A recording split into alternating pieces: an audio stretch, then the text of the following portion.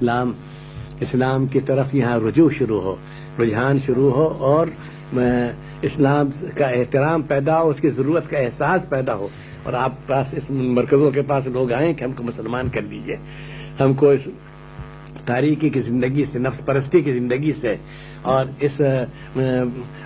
کوتاہ نظری کی زندگی سے آپ ہمیں نکالیے، ہمیں یہ چیز نہ عیسائیت مل سکی، نہ یہودیت مل سکی، نہ اس تہذیب جدید مل سکی، یہ دولت ہمیں آپ کے یہاں سے مل سکتی ہے، اور ہم آپ کے اخلاق دیکھتے ہیں۔ میں یہ بھی عرض کر دوں کہ اس میں اخلاق کا بڑا اثر ہوتا ہے۔ میں نے ایک واقعہ آکسفورڈ یونیورسٹی کے ایک مجمع میں، اگرچہ جامع مسجد کا مجمع تھا، ایک وہاں سنائے، آپ کو بھی سنا دوں کہ اس میں ہر مرتبہ مجھے ایک نئی لذت محسوس ہوتی ہے کہ جب حضرت سید احمد شہید رحمۃ تو ایک پٹھان نے ایک ہندوستانی کا، اگر وہ نوجوان ہوگا، ایک ہندوستانی کا ہاتھ پکڑا، یہ کتابوں میں آتا ہے، ہاتھ پکڑا کہ میاں ایک بات میں تم سے پوچھتا ہوں، پشتو و فارسی میں کسی زبان میں کہا ہوگا، ایک بات تم سے پوچھتا ہوں، ٹھیک ٹھیک بتانا، کیا کہیے، کیا تم ہندوستانیوں کی نظر کیا سب کی کمزور ہوتی ہے؟ دور کی چیز نہیں دیکھ سکتے ہو؟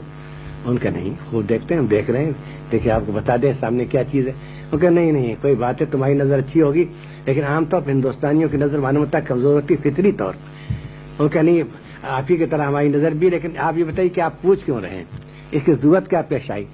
یہ بات ہے سننے کی۔ انہوں نے کہا کہ میں یہ دیکھ رہا ہوں کئی ہفتے سے آپ کی فوج پڑی ہوئی ہے اور آپ کئی مہینے سے اور بعض کئی سال سے اپنا گھر چھوڑے ہوئے ہیں اور شادی شدہ ہیں، اپنی بیویوں کو چھوڑ کر کے آئے ہیں اور بعض شادی کے قابل ہیں، شادی کی عمر ہے۔ ہم نے آپ میں سے کسی کو کسی نامحرم کی طرف نظر اٹھا کر دیکھتے ہوئے نہیں دیکھا، تو ہم نے کہا ایک ہو دو ہو تو ہو سکتا ہے یہ سب کے سب کیوں نہیں دیکھتے؟ یعنی جوانی بھی ہے اور پھر وہاں حسن بھی، پشاور میں آپ لوگ جانتے ہیں کہ وہاں جسمانی طاقت، جسمانی حسن بھی ہے، تو ہم نے آپ میں سے کسی کو نہیں دیکھا کہ اس نے نظر اٹھا کر دیکھا ہو، کم سے کم نظر ہی کے ذریعے سے کچھ اپنی تسکین کر لے۔ تو ہم نے کہا ایک ہو دو ہو چار ہو، ہمارے ہوتا ہے وہاں دور کی نظر ہی کمزور ہوتی ہے، کہ نہیں الحمدللہ ہم سب کی نظر ٹھیک ہے۔ کہ پھر کیا بات ہے؟ ان کا یہ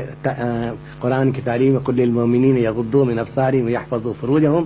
اہل ایمان سے کہہ دو کہ اپنی نظر نیچی رکھیں اور اپنی شرمگاہوں کی حفاظت کریں، اور یہ ہمارے امام کی تربیت کا نتیجہ ہے۔